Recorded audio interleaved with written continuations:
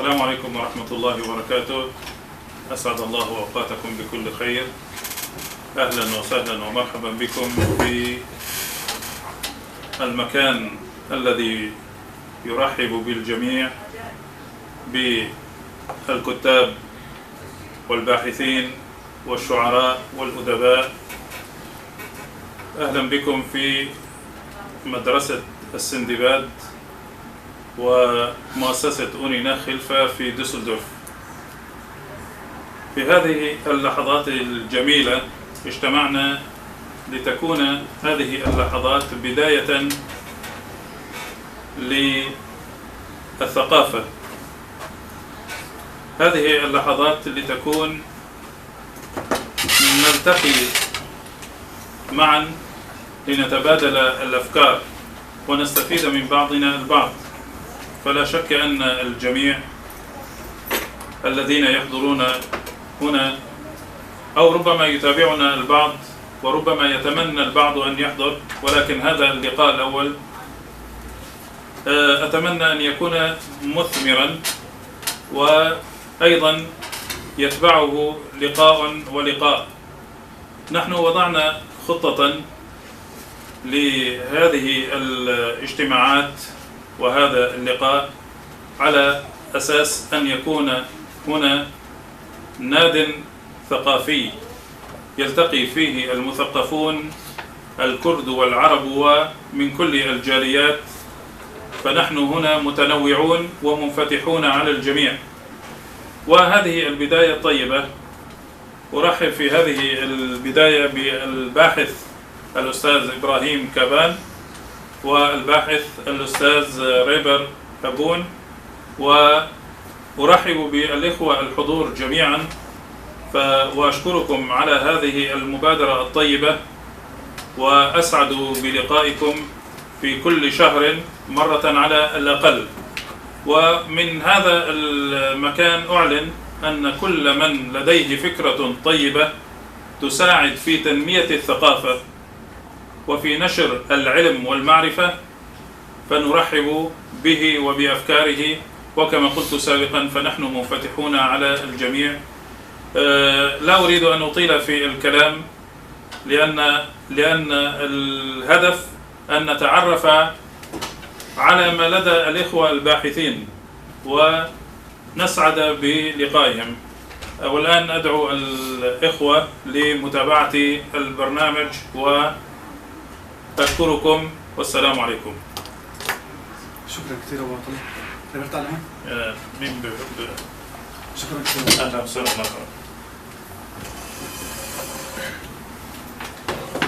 حابين نبلش فيك يكون أفضل. روجا وخشبة، بسعدكم، دامت أوقاتكم بكل خير. هذا النشاط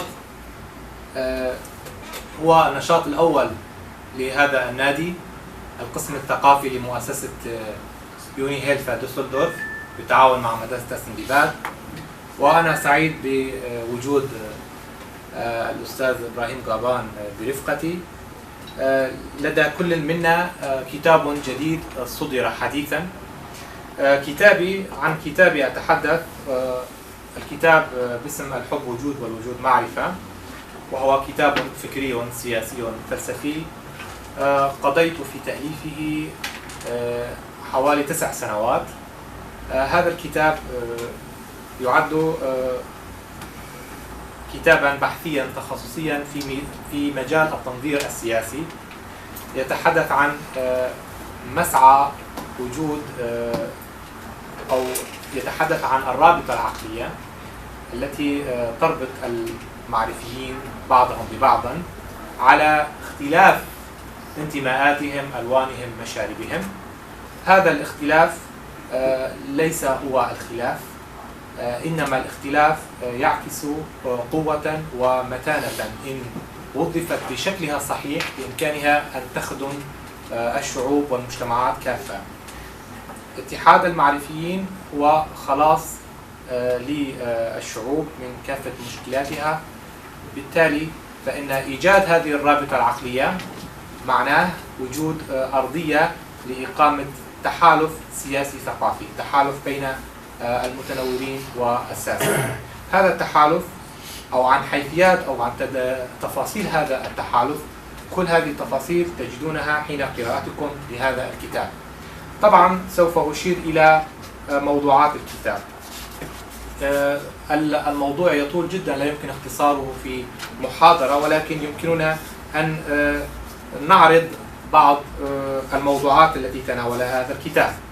في البداية طبعا أتحدث عن العقل المعرفي الشرق أوسطي في مواجهة القمع، أستعرض فيه واقع الشرق الأوسط، الإنسان المتنور أو المعرفي المهمش فيه، وأتحدث عن دور الإعلام المهيمن، الدور السلبي لدى بعض الوكالات الإعلامية، مما تسعى دائما لبث أجنداتها وبث الخلاف بين المجتمعات، وبالتالي خلق مكان أو بيئة تعكيرية هدفها تفرقة الناس وبث الخلاف والشقاق داخلها. هنا أتحدث عن دور المعرفيين.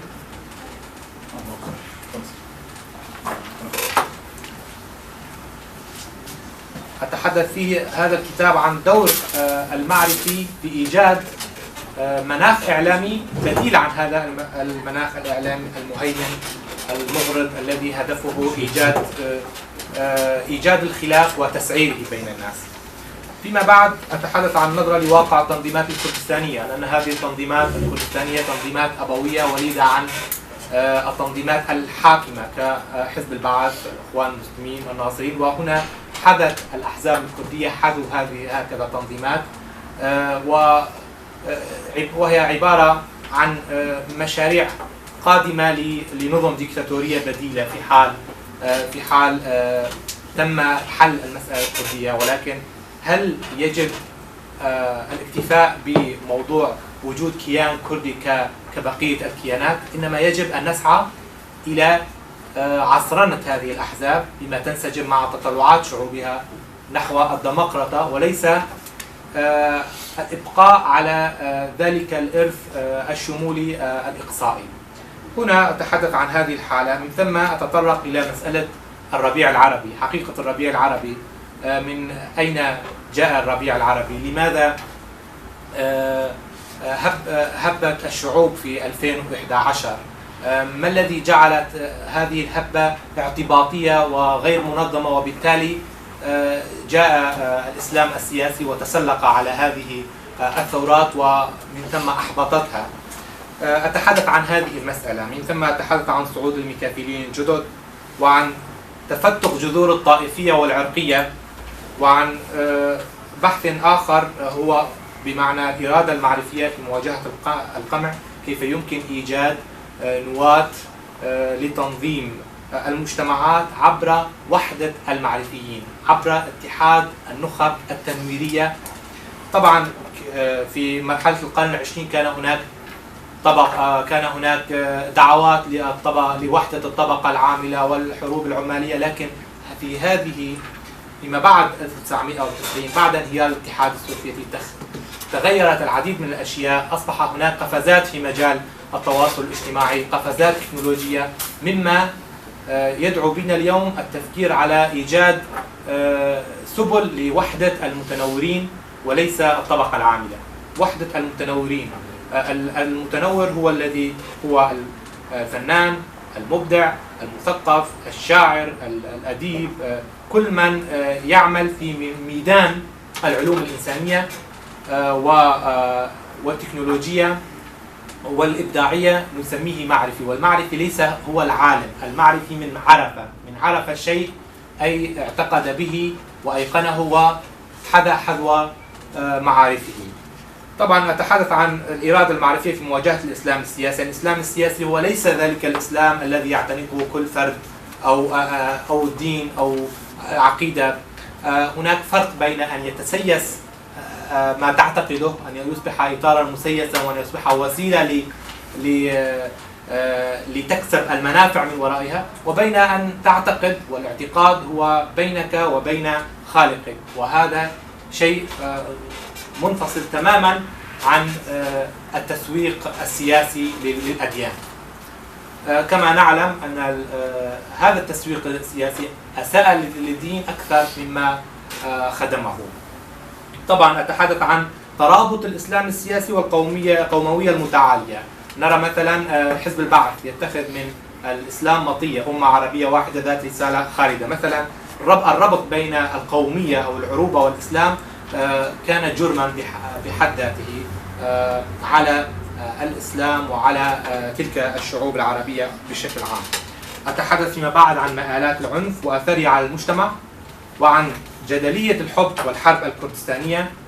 كما نرى أتحدث في هذا الكتاب عن دور الكرد في أن يكونوا سفينة الديمقراطية في الشرق الأوسط، أو أن يكونوا مدفعا أو في بوز المدفع، أن يكون الكرد على الخطوط الأمامية في مواجهة الجماعات التكفيرية. طبعا أتحدث عن هذا الدور، وأعتبر أن هذه الحرب هي حرب معرفية بامتياز، حرب ضد قوى الظلام.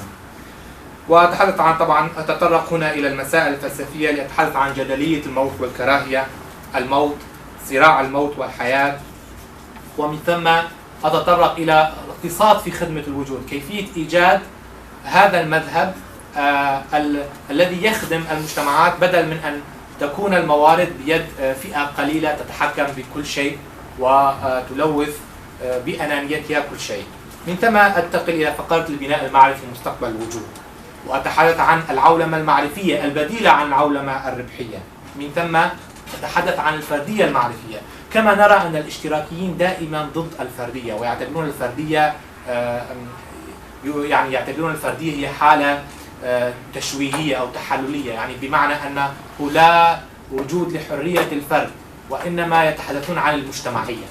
هنا أحاول إيجاد تيار ليبرالي معتدل يؤمن بمواهب الفرد، يؤمن بالفرد ولا يعتبره أداة أو مجرد تحصيل حاصل أو عدد. طبعا أنتقل هنا إلى المشروع المعرفي والتشويه الثقافي. المشروع المعرفي هو البديل وهو المناهض للتشويه الثقافي. من ثم أدخل في العمق لأتحدث عن المعرفة أنها حقيقة في ظل هذا الوجود، بمعنى أن الوجود واحد وتدمير جزء منه يعني تدمير البيئة المجاورة. كما نرى في أن ما حدث في سوريا منذ 2011 ومن ثم أسلمة الحراك أدى إلى نزوح الكثيرين إلى خارج المنطقة، منها إلى تركيا ومن ثم إلى أوروبا. مما نرى أن الكثير من الدول دفعت ثمن ما حصل في سوريا مثالا، أو في أفغانستان مثالا. هذه موجات النزوح هذه بحد ذاتها تؤثر على الدول ولو كانت بعيدة وليست مجاورة للدول المنكوبة، إلا أنها تأثرت بطريقة ما. مما نرى أن ازدياد أعداد اللجوء أو اللاجئين في أوروبا وخاصة في ألمانيا أدى إلى تصاعد اليمين الشعبوي. هذا اليمين الشعبوي جاء كردة فعل، وهذا يجعلنا نقلق من عودة الإيديولوجيات القومية التي سادت مرحلة الحرب العالمية الثانية، عودتها إلى الواجهة. ومن ثم أن هذا يربك جميع المجتمعات، وهو من هنا نرى أن الوجود واحد، بمعنى أن دمار رقعة أو جزء يعني انتقاله لأجزاء أخرى من الوجود، وهكذا. أتحدث فيما بعد عن تشكيل الفردية المعرفية، كيف يمكن تشكيل العقل الفردي المعرفي. وأتحدث هنا عن الشموليين بأنهم مصدرو الأزمات. وأيضا أنتقل إلى موضوع المعرفيون في كردستان الشمالية، هذه الرقعة التي المهمشة والتي لا يتم الحديث عنها إعلاميا. مثلا تم تدمير مدينة نسيبين بالكامل، تم تسويتها بالأرض كما حدث في حلب، ولم يتحدث عنها الإعلام أبدا، لأنه لا مصلحة للإعلام المتحكم بتسعير الخلاف مع تركيا مثالا. طبعا فيما بعد أتحدث عن المجتمع والإرهاب الدولي. أتحدث عن الإرهاب الدولي إنه البداية لأي إرهاب فردي أو إرهاب حزبي أو إرهاب قاعدي، أنه النواة الأولى، بمعنى أن الجميع يتحدث عن إرهاب وخطر الجماعات أو الأحزاب، ولكن لا أحد يتحدث عن إرهاب الدول. لهذا نرى أن الإرهاب الدولي يعتبر الأخطر من أي نوع أو أي إرهاب آخر.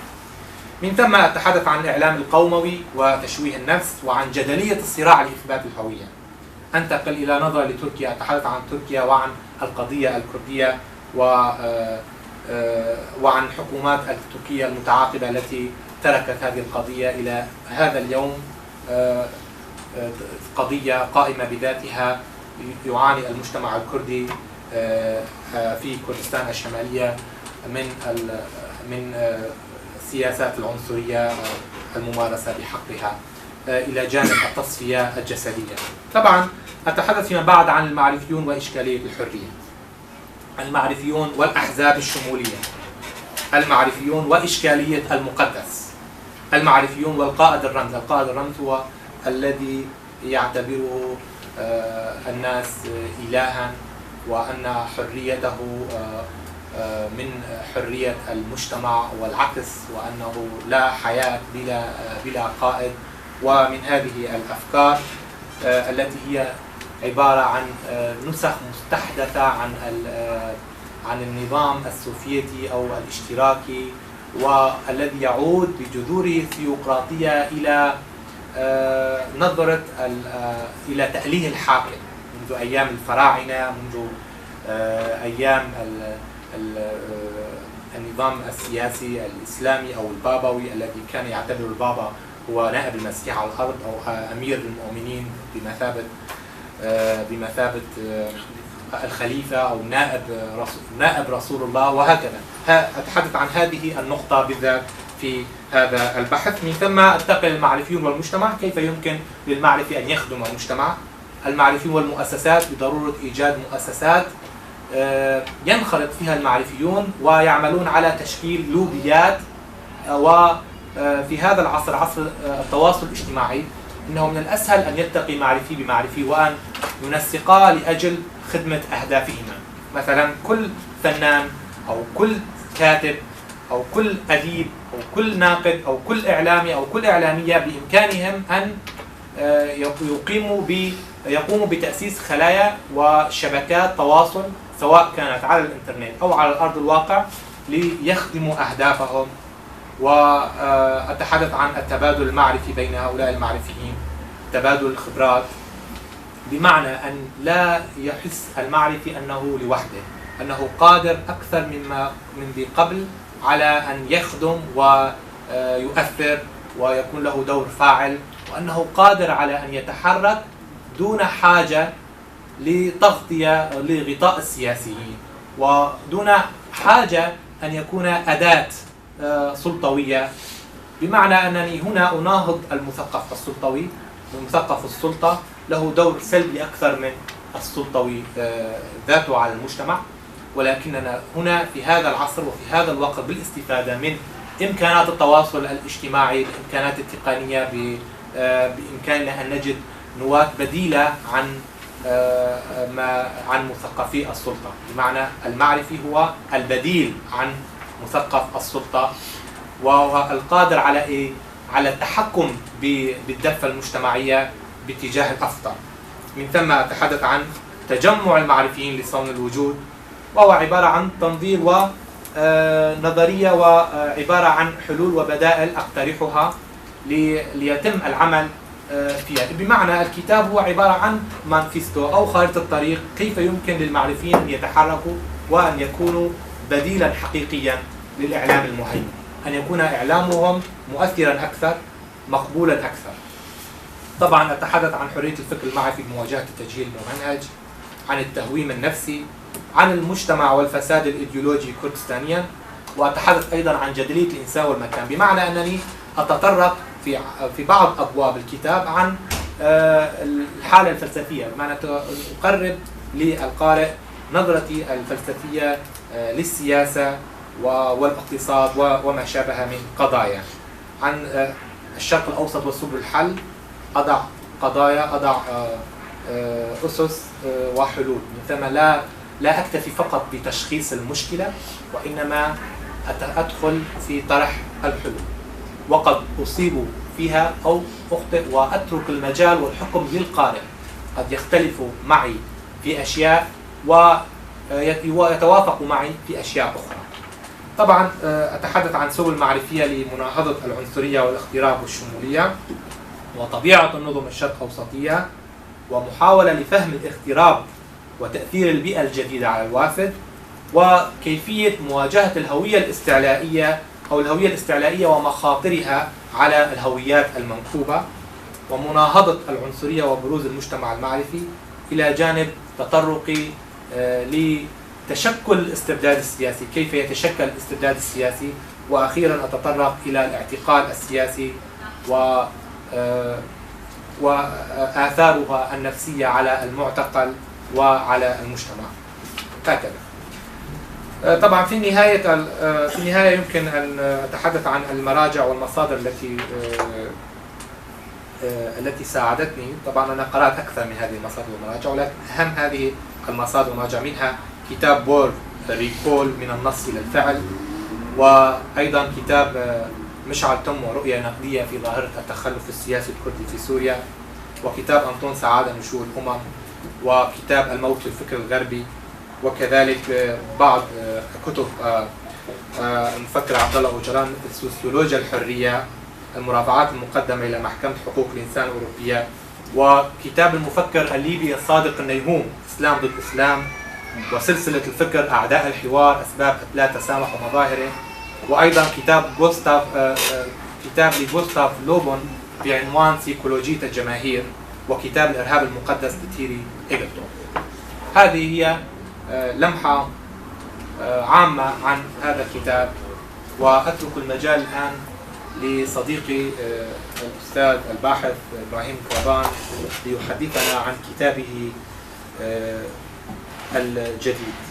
صراحة استوقفتني نقطة الزعيم القائد الأول والأوحد، نعم، خاصة بالكل تيجي بيسروق جياننا تيجي هي مناصفة مع هي يعني القائد الأوحد في الأسطورة الكردية. عموما أسطورة الشرق الأوسط عموما كلها دائما كانت القائد الأوحد موجود في جميع الأساطير، ليس فقط يعني في الحالة السياسية، الأساطير الثقافية والسياسية حتى الدينية دائما يكون موجود. بالفعل أنا قرأت هذا المقطع من الكتاب ومهم جدا، إنه لنهضة الشارع الإنساني ليس فقط الكردي، الشارع الإنساني للتخلص من فكرة الاستبداد، الرجل الأول والأوحد والقائد الأوحد. هي مهمة جدا حتى كرديا لها أثر مهم جدا. شكرا ريبر. حقيقة أنا راح أخذكم بحالة أكثر ما تكون طبوغرافية أو كما يقال تاريخية. بمعنى إذا نعمل بس مباشر؟ طبعا ما في مشكلة. ما في مشكلة. تفضل. راح أخذكم على موضوع مهم جدا، موضوع الكردي وخاصة الوجود الكردي في سوريا. أكيد جميعنا نسأل اليوم متى كان هناك وجود كردي في سوريا؟ يعني هناك حديث حقيقة داخل الشارع العربي إن الكرد خاصة الشارع العربي السوري بالتأكيد مناصفة مع الشارع التركي والشارع الفارسي الإيراني. متى جاء الكرد إلى سوريا؟ هذا السؤال مهم جدا. والغرابة أن يعني تمثال صلاح الدين موجود في مدينة دمشق، وقبر صلاح الدين موجود في مدينة دمشق، وعمر هذا القبر أكثر من 850 سنة. وهذا العربي الشامي يسأل نفسه لمرة واحدة كيف يقتنع أن الكرد جاءوا إلى سوريا في عام 1926 بعد فشل أو 27 بعد فشل ثورة الشيخ سعيد بإيران.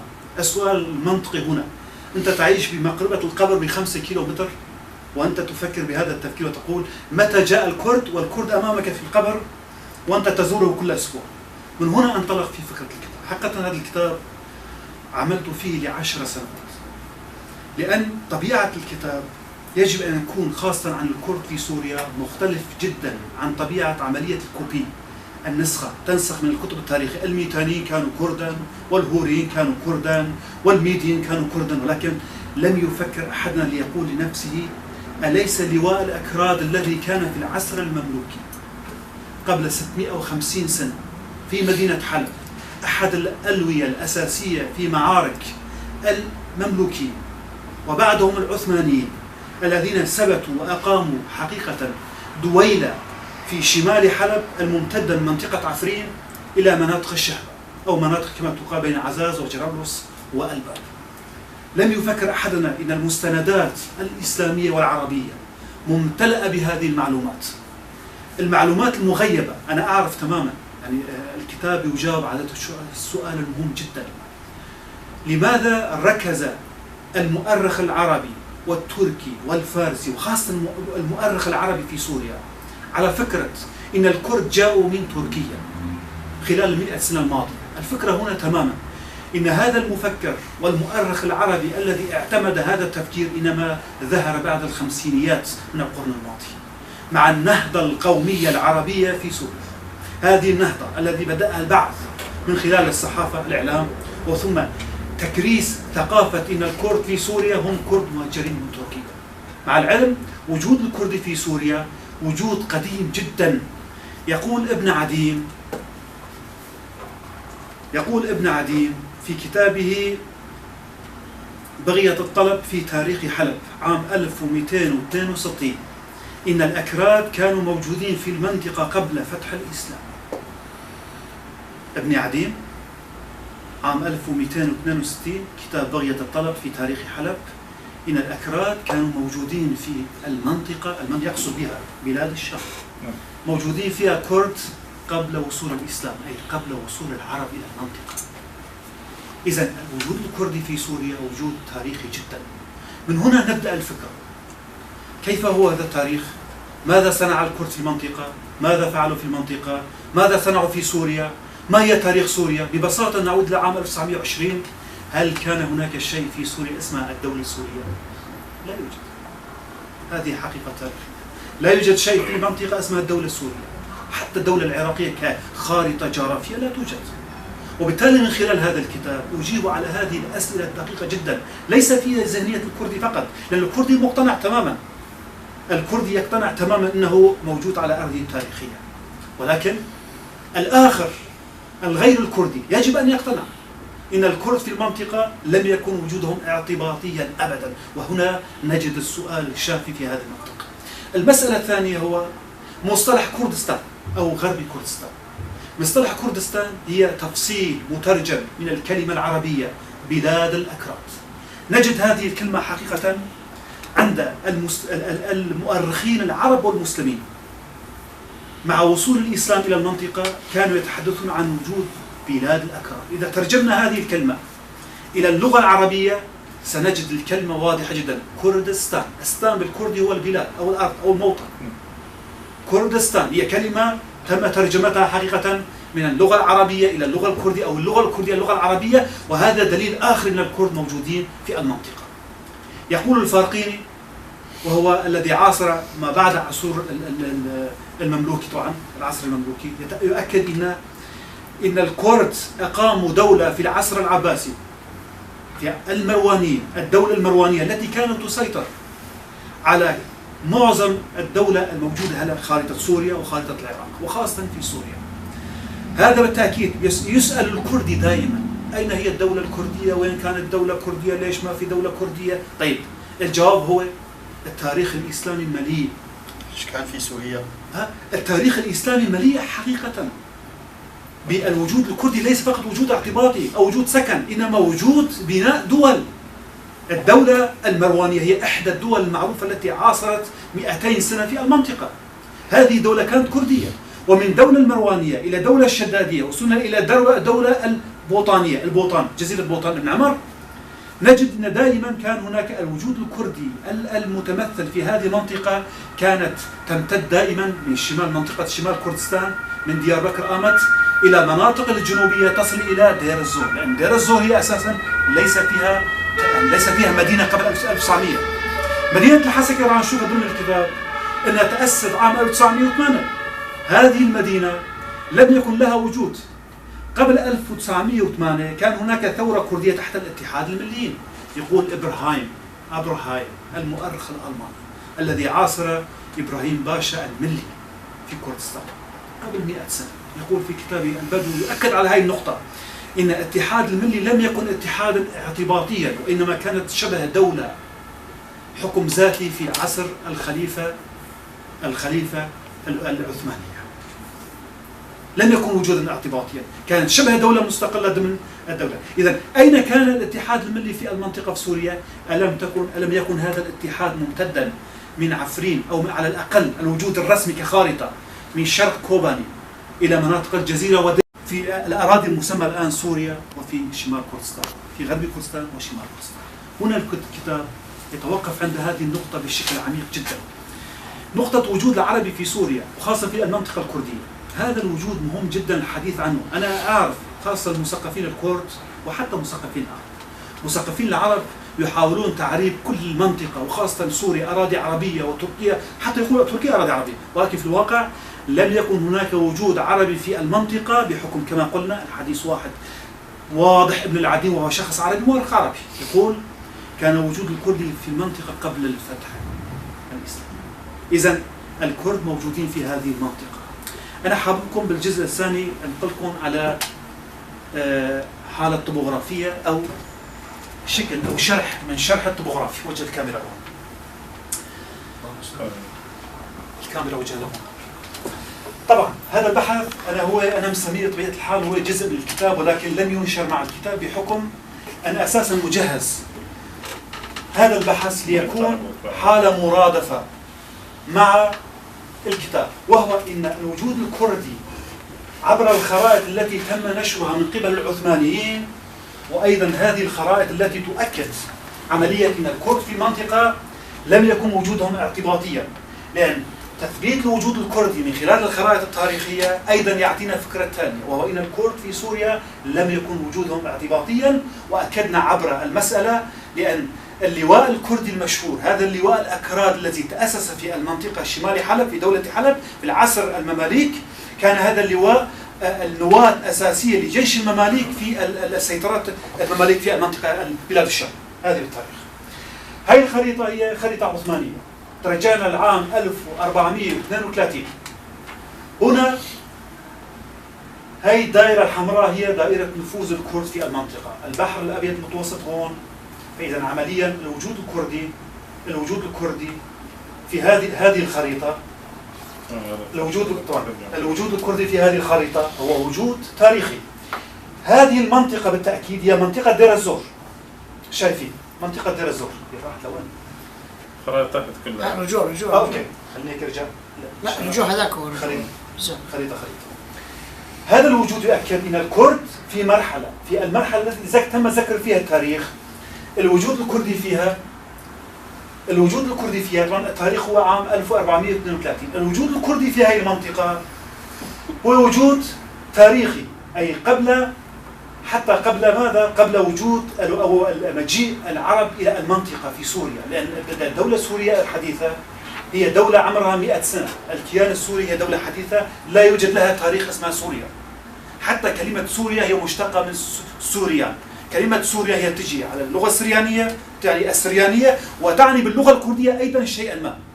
باللغة الكردية يعني لها علاقة مستمدة من اللغات الآرية في المنطقة، اللغات الحثية، اللغات الكردية القديمة، اللغات الحورية، اللغات الميتانية أو اللهجات الميتانية التي هي لهجات قديمة جدا في المنطقة، وهم بالمناسبة هم آريين.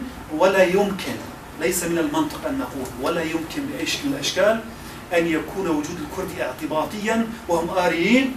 وهذه الدول القديمة، الإمبراطوريات القديمة في المنطقة هم أجداد الكرد. حينما يتحدث الكرد يقول إن الإمبراطورية الميتانية والحورية والحثية هم أجداد الكرد، يعيبون علينا هدول مو كرد.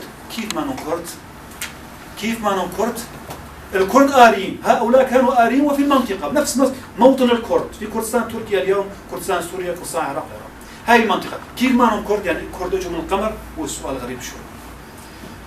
طيب هاي الخريطة ثانية مناطق سيطرة العثمانيين والصفويين بعد عام 1450. نجد هنا بحرف واحد أو كلام واحد كردستان. هاي الخريطة قديمة جدا. تشكيل هاي الخريطة صياغتها طبعا عام 1915 من قبل غيتي، معهد غيتي أو السير مارك سايكس أو سايكس بيكون معروف، شخصيات معروفة، هن شكلوا هاي الخريطة. وهون شكلوا الوجود الكردي بشكل واضح. يعني حتى الخريطة الكردية اليوم حينما نتحدث عن الجغرافيا الكردية نقول جزء من سوريا، جزء من تركيا، جزء من إيران، جزء من العراق، جزء صغير في أرمينيا. هاي الخريطة مش خريطة اعتباطية، مش جاءت هاي الخريطة بالشكل فارغ. هاي الخريطة لها أسس تاريخية وأسس قديمة، لأن معظم المستشرقين وقبلهم المؤرخين الإسلامي عرب ومسلمين تحدثوا حول وجود الكردي في هذه الخريطة. خريطة توضيحية لبلاد الرافدين. هاي الخريطة عام 1919. هاي خريطة مهمة جدا. مشاهد هون حتى الكردستان في عملية توزيع سكة الحديد اللي كانت موجودة يعني تم تشكيلها من